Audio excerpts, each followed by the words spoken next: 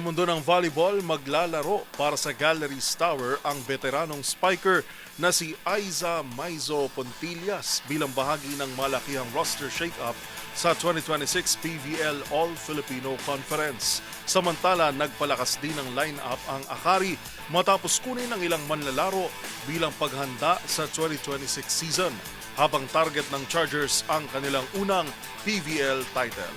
Narito si Matchpoint, Mini Borja. Matapos bitawan ang mayorya ng kanilang dating roster, kinuha ng Galleries Tower ang veteranong spiker na si Aiza Maizo Pontillas bilang paghahanda sa 2026 PVL All-Filipino Conference. Opisyal na inununsyo ng High Risers noong Lunes ang pagdating ni Maizo Pontillas bilang bahagi ng malakihang roster shake-up na nagresulta na sa pag-aalis ng 13 na players. Si Maizo Pontillas, isang decorated opposite spiker, ay 3 taon nang naglaro sa Petrogas bago i-anunsyo ng Angels ang kanilang leave of absence mula sa liga. Sa edad na 37, makikisama si Maizo Pontillas sa mga natitirang manlalaro ng Galleries Tower na sina Julia Coronel, Jane Asis, Winnie Bedanya at Rosel Baliton, habang hangad na kupunan na makaangat mula sa magkasunod na huling pwesto noong nakaraang taon.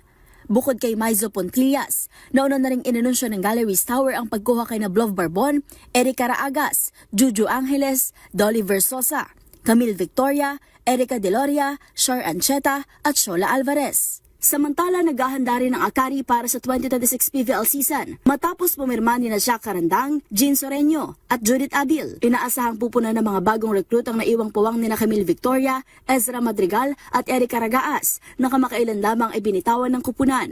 Sina Carandang at Soreño ay dating kasapi ng Cherry Tigo at inaasahang magdadala ng karanasan sa Akari, lalo na sa frontcourt kasama sina Fifi Sharma at Sed Domingo. Si Soreño naman ay magdaragdag ng lalim sa wing spikers ng Chargers kasama sina Gretchel Soltones, Faith Nisperos, Chini Tagaod at Ivy Laksina. Magdadagdag din si Abil ng option sa kupunan matapos tapusin ang kanyang pananatili sa Signal kung saan siya naglaro bilang spiker at libero. Sa bagong anyo ng kanilang lineup, target ng Akari na makamit ang kanilang unang PVL title matapos ang isang runner-up finish at 2 third-place finishes sa mga nakaraang conference. At yan ang mga latest updates sa mundo ng sports.